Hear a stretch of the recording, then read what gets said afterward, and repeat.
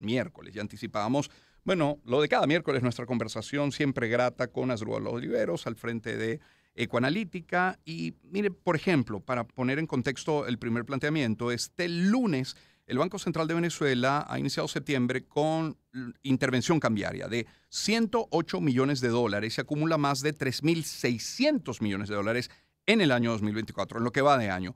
Y esto ocurre a pocos días del anuncio hecho por el propio Ejecutivo en materia cambiaria. Entre otros aspectos, se habló del tema banca, se habló del tema seguros y de algunos otros. Ya, de hecho, el lunes conversamos con Leonardo Buniac. Decía que estas decisiones podrían traer una presión inflacionaria si no se hace de forma adecuada, coordinada, gradual, dijo él. Ese puede ser el primer paso de nuestra agenda económica. Ecoanalítica. Balance del mundo económico. Con Román Losinski. Y Asdrúbal Oliveros, economista, socio director de Ecoanalítica. Asdrúbal, bienvenido. ¿Cómo estás? Feliz día. Buenos días, Román. Un placer estar nuevamente acá en la radio. Te pregunto, ¿coincides con esto último que leí, con lo que nos dijo Leonardo Buniac el lunes en el programa, que si esto no se hace de manera gradual, insisto en el término porque fue el que él utilizó, podría tener un efecto en la inflación? Bueno, mira, sí, el tema inflación, digamos, hay que reconocer que ha habido una reducción bien importante en las tasas de inflación en Venezuela. Estamos viendo los niveles más bajos de inflación yo te diría, de los últimos 15 años. ¿No? Bueno. Es muchísimo. Bueno. Pero la pregunta es si la política es sostenible, ¿no? O si puede seguir reduciendo. Y creo que el gran issue digamos, la gran debilidad que tiene la política antiinflacionaria venezolana o del gobierno es que está atada al tipo de cambio. Entonces, claro, en la medida que tú mantengas la estabilidad cambiaria, mantienes la estabilidad de precios, pero si rompes la estabilidad cambiaria, también se va a romper la estabilidad de precios. Y el problema es que tú no estás permitiendo que el tipo de cambio evolucione como debería. Tú lo estás conteniendo. Es como que si tuvieras un dique, una represa. Y bueno, eso va generando sus distorsiones. Cuando el dólar paralelo se separa del dólar oficial, ¿qué te está diciendo? Bueno, justamente eso te está diciendo que hay una distorsión. Esa brecha, que siempre fue una brecha manejable y que estaba entre 3 y 5%, hoy está en niveles que superan el 20%. Genera serias distorsiones para las empresas, para las personas, genera incentivos perversos. ¿Qué hace hoy mucha gente? Prefiere agarrar sus dólares, no ir al mercado de los bancos, al mercado oficial, sino que los cambia en el mercado paralelo y para comprar porque se aprovecha de ese spread, ¿no? Entonces tú estás cambiando dólares a la tasa más alta, la tasa del paralelo, y luego vas al comercio que en teoría tiene los precios a la tasa oficial e intentas jugar con ese spread. Hay algo que no entiendo. Entonces, hay algo que no entiendo en este contexto. Uno de los argumentos del encaje legal en su momento, cuando se anunció, era evitar que precisamente se solicitaran créditos para que fueran invertidos en la compra de dólares, que lo hicieron algunas empresas. Eso ocurrió y mucho ocurrió acá. ¿Tiene sentido ahora y con esta brecha, con esta distorsión, que de nuevo se esté hablando? Claro que es de beneficio para la inmensa mayoría que los va a utilizar de la manera correcta, pero no corres el riesgo de que alguno de nuevo solicite crédito. Se habla de 300.000 nuevos créditos para comprar divisas. No tanto, o sea, al final está relacionado, pero no al nivel de lo que ocurrió en el pasado, porque hay dos factores diferenciadores. ¿Cuáles? ¿No? El primero, la tasa de interés. Aquellos créditos eran unos créditos que tenían una tasa de interés. Los economistas usamos la expresión real negativa, que significa que la tasa de interés está por debajo de inflación y por lo tanto se diluía el crédito. Eso hoy no es así. Y en segundo lugar, tienes que los créditos son indexados. Entonces, ¿qué pasaba antes, Román? Tú antes tomabas un crédito, hablemos un número simbólico, 100 bolívares. Imagínate que el tipo de cambio al momento de tomar el crédito era 1. Bueno, es perfecto, 100 bolívares. Un año después, el tipo de cambio estaba en 5 y ya tú no debías 100, ya tú debías 20. 100 entre 5. Claro. ¿Entiendes? Entonces, la devaluación... Yo terminé pagando el crédito de mi apartamento con el dinero que tenía en la cartera. Claro. O sea, al final, las últimas cuotas se Sí, terminaron de pagar con a el mí me dinero que costó tenía en la más caro el cheque de gerencia que el monto que iba en el cheque para Imagínate. pagar el apartamento. Entonces, eso era una tremenda ventaja. Hoy no, hoy el crédito se indexa. ¿Qué quiere decir? Yo tomo un crédito de 100, Claro. el tipo de cambio es 1, Ya. esos son $100, 100 entre 1.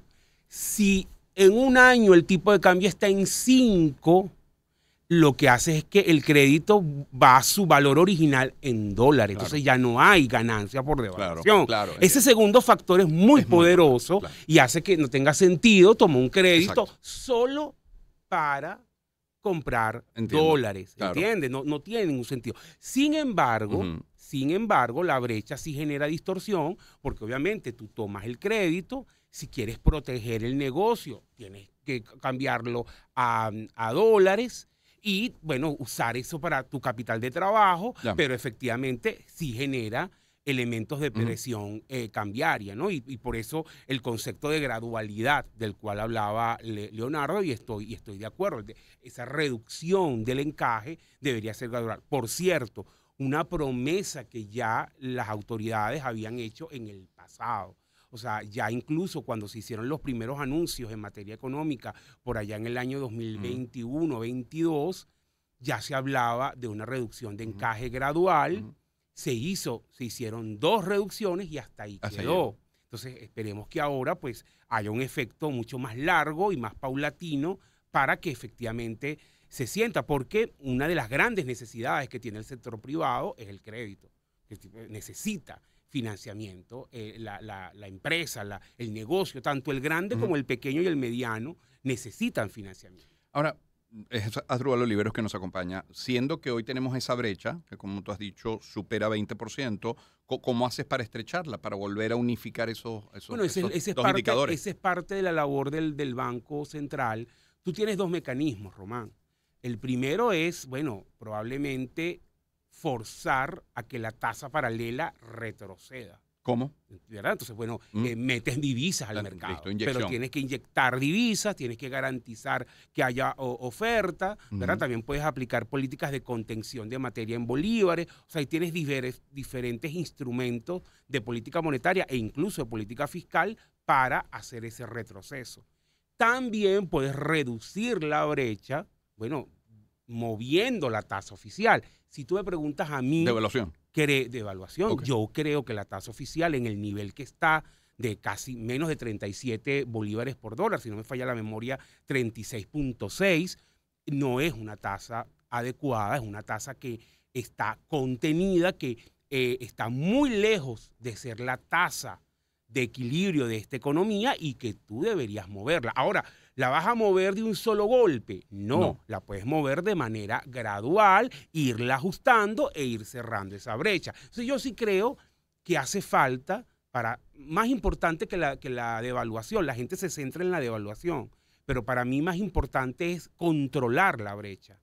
Y creo que nuevamente el Banco Central debe buscar la manera de que esa brecha que está, insisto, en 2 dígitos, 20%, 15%, Ujú. hasta 10%, eso no es una brecha manejable. Ok. Tú deberías tener una brecha que debería fluctuar entre 3 y 5%, no más de eso, y hacia allá tienes que apuntar. ¿Cuál debería ser hoy la tasa correcta? Y en todo caso, tú, si fuera decisión tuya, Asdrúbal, ¿ese primer ajuste llevaría el precio del dólar de 37 a? Bueno, yo creo que empecemos por el primer ajuste. Yo lo que creo es que al final tú deberías, en el lapso de estos días que quedan, ir apuntando a una tasa que se acerca, estoy hablando de esta primera etapa, a los 40 bolívares por dólar, ¿no? Porque tampoco es que tú vas a devaluar a 50 o a 44 o a 43 de un solo golpe. Tú lo puedes hacer diariamente, gradualmente. Eso en inglés tiene una expresión que es Cronley Peck, ¿verdad? Entonces tú vas poco a poco ajustando y vas mandando esa señal. Por cierto, ya en el pasado el Banco Central lo hacía. Sí. ¿Entiendes? Y era bastante manejable y lo absorbía el mercado. Entonces yo te diría que si yo estuviera decidiendo estos temas, apuntaría a la tasa de 40 como un elemento, una señal que le mando al mercado de ir acortando esa brecha. Voy fíjate que es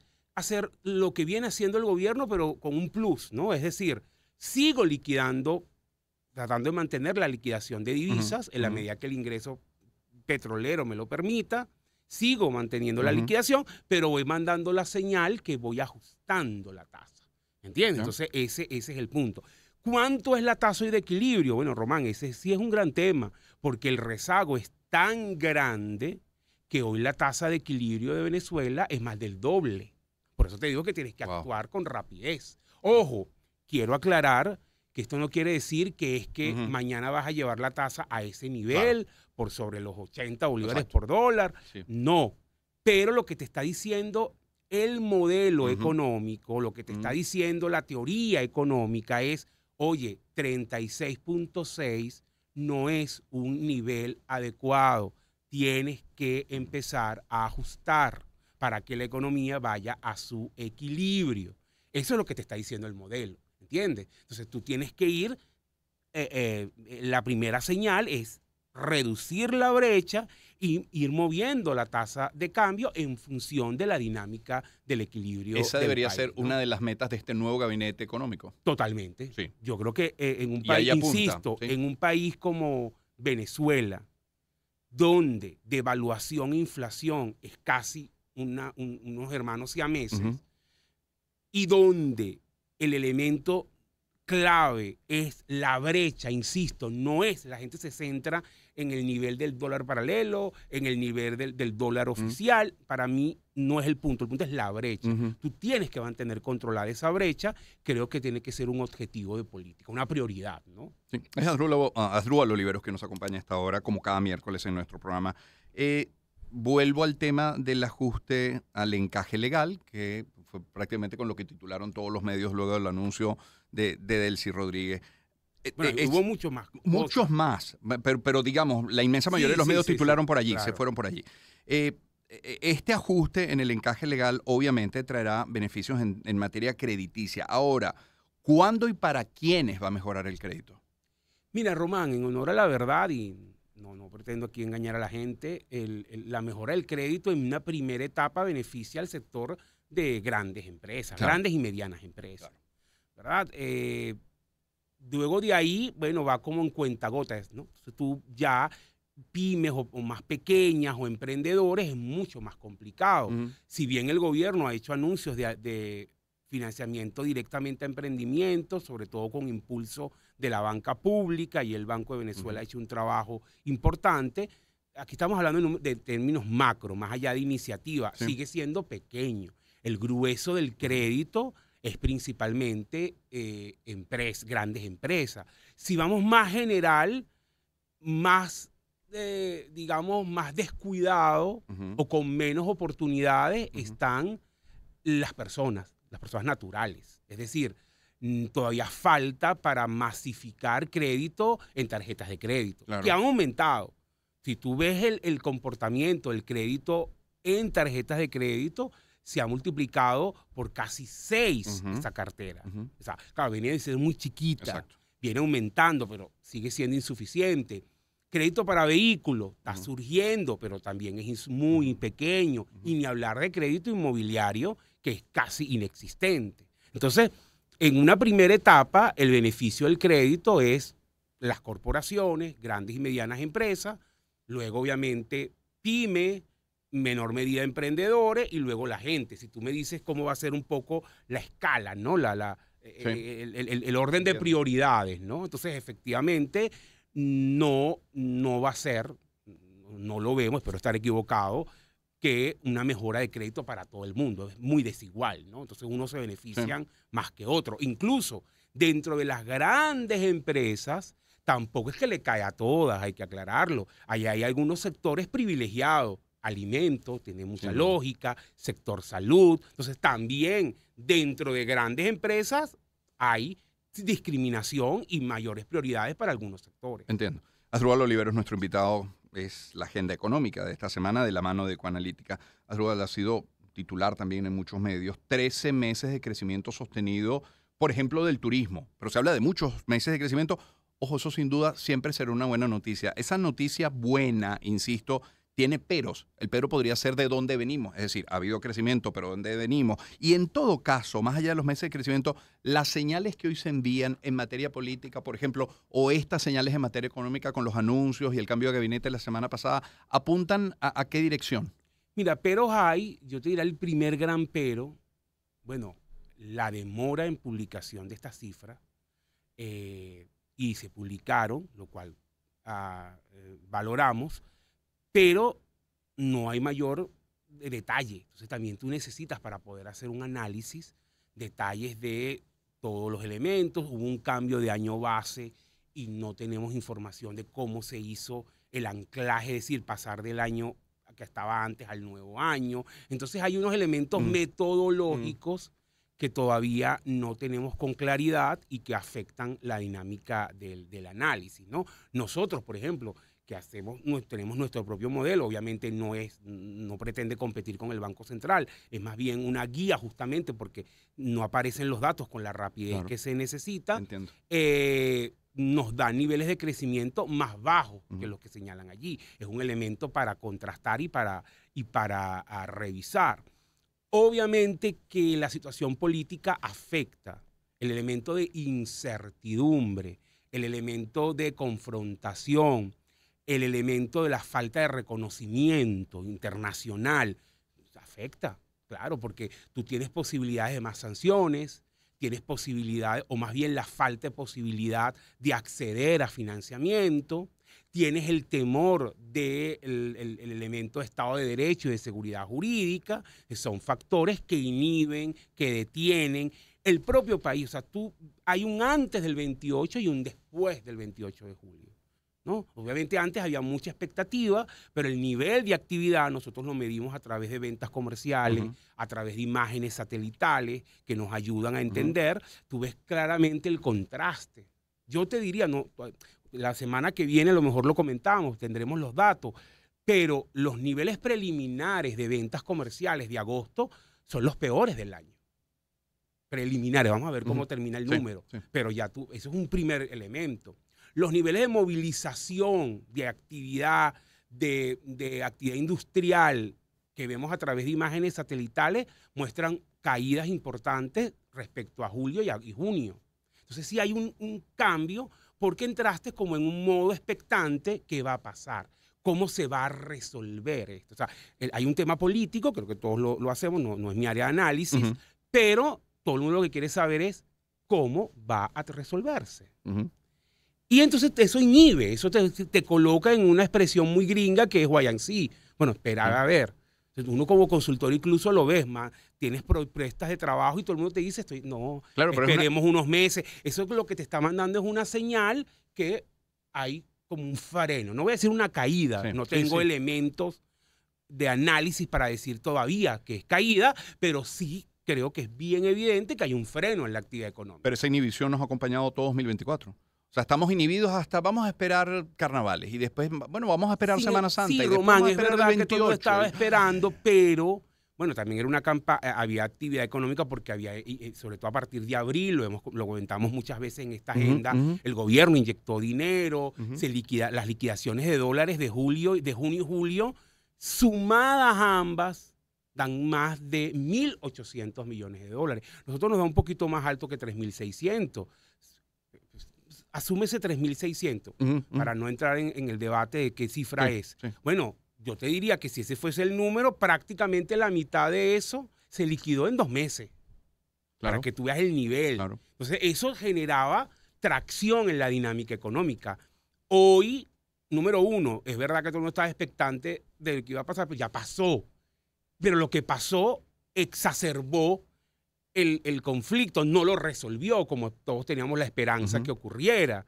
Entonces, no resuelves el conflicto y nuevamente entras en el modo de, mira, ¿qué va a pasar? Entonces, eso es un elemento que le mete freno a la actividad económica. Nosotros vemos un segundo semestre con menos actividad que el primero, por 2 factores. Este que acabamos de hablar, este elemento el efecto político, vamos a ponerle ese nombre, y número 2, el efecto campaña o la ausencia de, es decir, ya no estás en campaña. Entonces ya la ejecución de gasto no es la misma, la inyección de dólares no es la misma, por lo tanto eso tiene efecto en la actividad económica. Y te pongo otro ejemplo que me parece relevante, lo que ocurrió el viernes pasado con el apagón. Eso, es que justo te lo quería plantear de esta manera y aunque me robe 2 minutos del corte, Claro. sabes que leía esta mañana en los titulares que, y qué bueno que así haya sido, que ese apagón del día viernes no tuvo mayor impacto en términos de salud, que pudieron resolver, se activaron plantas, no hubo fallecidos, prácticamente buena parte de los temas de salud se pudieron resolver. Pero en la economía, ¿qué impacto tuvo Sí ese tuvo apagón? impacto. Nosotros hicimos pues justamente una medición tomando en cuenta, hay varios elementos. Número uno, el PIB del Venezuela, que es el PIB de Venezuela este año es más o menos, número redondo, 100.000 millones de dólares, ¿verdad? Ese PIB más o menos se distribuye 60% privado, 40% público, pero luego lo tienes que ver por regiones y por actividad. Cuando metes todo esto, para no extenderme muchísimo, hicimos un cálculo del efecto de viernes, sábado y domingo, porque en realidad eso fue como un efecto coletazo, ¿no? Sí. Y estamos hablando de, para toda la economía, de pérdidas que pudieran estar en el orden de 175 entre 175 y 191 millones de dólares.